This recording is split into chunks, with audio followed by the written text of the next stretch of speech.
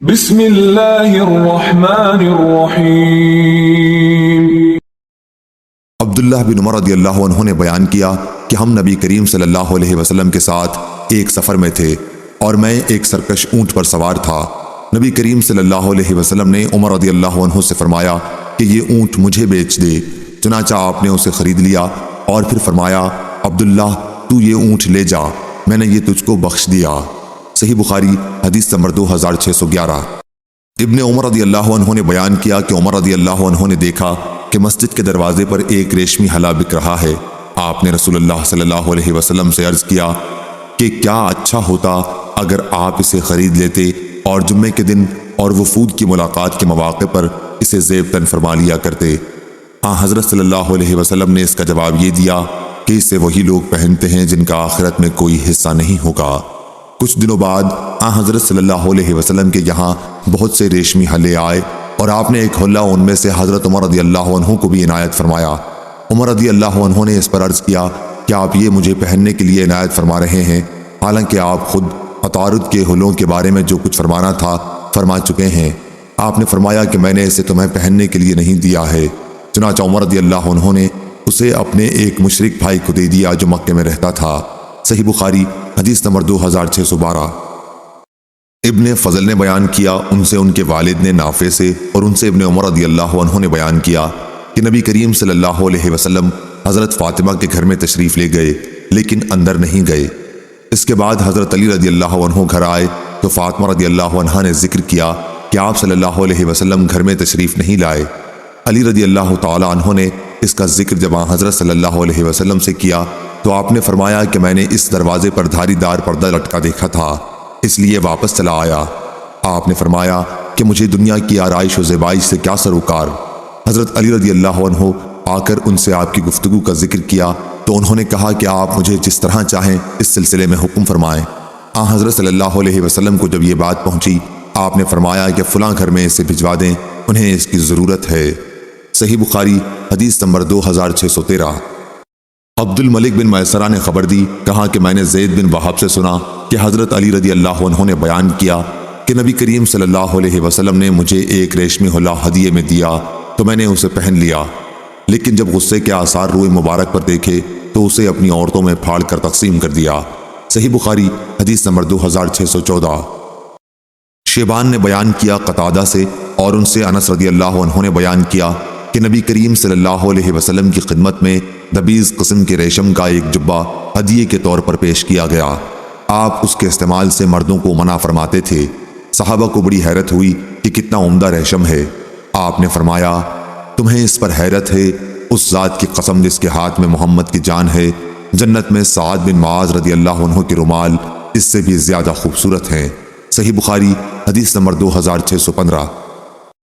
سعید نے بیان کیا قتادہ سے اور ان سے انس رضی اللہ عنہ نے کہ دوما تبوک کے قریب ایک مقام کے عقیدر نصرانی نے نبی کریم صلی اللہ علیہ وسلم کی خدمت میں ہدیہ بھیجا تھا۔ صحیح بخاری حدیث نمبر 2616۔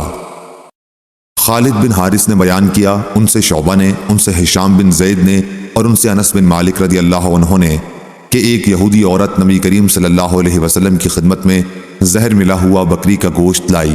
آپ نے اس میں سے کچھ کھایا لیکن فوراً ہی فرمایا کہ اس میں زہر پڑا ہوا ہے۔ پھر جب اسے لایا گیا اور اس نے زہر ڈالنے کا اقرار بھی کر لیا تو کہا گیا کہ کیوں نہ اسے قتل کر دیا جائے، لیکن آپ نے فرمایا کہ نہیں، اس زہر کا اثر میں نے ہمیشہ نبی کریم صلی اللہ علیہ وسلم کے تعلق میں محسوس کیا۔ صحیح بخاری حدیث نمبر 2617۔ معتمر بن سلیمان نے بیان کیا ان سے ان کے باپ نے بیان کیا، ان سے ابو عثمان نے بیان کیا اور ان سے عبد الرحمن بن ابی بکر رضی اللہ عنہ نے بیان کیا کہ ہم 130 آدمی رسول اللہ صلی اللہ علیہ وسلم کے ساتھ ایک سفر میں تھے۔ آپ نے دریافت فرمایا کیا کسی کے ساتھ کھانے کی بھی کوئی چیز ہے؟ ایک صحابی کے ساتھ تقریباً 1 صاع کھانا آٹا تھا۔ وہ آٹا گوندھا گیا۔ پھر ایک لمبا تڑنگا مشرک پریشان بال بکریاں ہانکتا ہوا آیا تو نبی اکرم صلی اللہ علیہ وسلم نے دریافت فرمایا یہ بیچنے کے لیے ہیں یا کسی کا عطیہ ہے، یا آپ نے عطیے کے بجائے حبا فرمایا؟ اس نے کہا کہ نہیں، بیچنے کے لیے ہیں۔ آپ نے اس سے ایک بکری خریدی، پھر ذبح کی گئی۔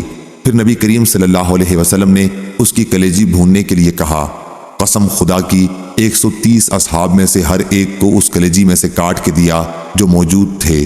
انہیں تو آپ نے فوراً ہی دے دیا، اور جو اس وقت موجود نہیں تھے ان کا حصہ محفوظ رکھ لیا۔ پھر بکری کے گوشت کو 2 بڑی قابوں میں رکھا گیا اور سب نے خوب سیر ہو کر کھایا۔ جو کچھ قابوں میں بچ گیا تھا اسے اونٹ پر رکھ کر ہم واپس لائے۔ او کما قال۔ صحیح بخاری حدیث نمبر 2618۔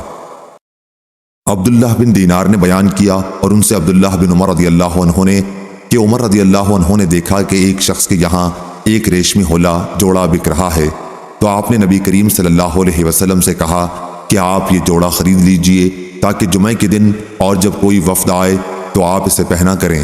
آپ نے فرمایا کہ اسے تو وہ لوگ پہنتے ہیں جن کا آخرت میں کوئی حصہ نہیں ہوتا۔ پھر نبی کریم صلی اللہ علیہ وسلم کے پاس بہت سے ریشمی جوڑے آئے اور آپ نے ان میں سے ایک جوڑا عمر رضی اللہ عنہ کو بھیجا۔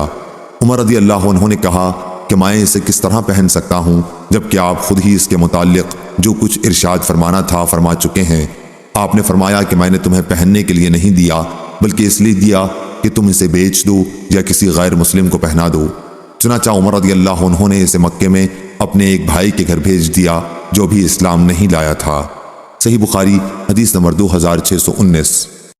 عبید بن اسماعیل نے بیان کیا، کہا ہم سے ابو اسامہ نے بیان کیا ہشام سے، ان سے ان کے باپ نے، اور ان سے اسماء بنت ابی بکر رضی اللہ عنہا نے بیان کیا کہ رسول اللہ صلی اللہ علیہ وسلم کے زمانے میں میری والدہ قتیلہ بنت عبد العزیٰ جو کہ مشرکہ تھیں میرے یہاں آئیں۔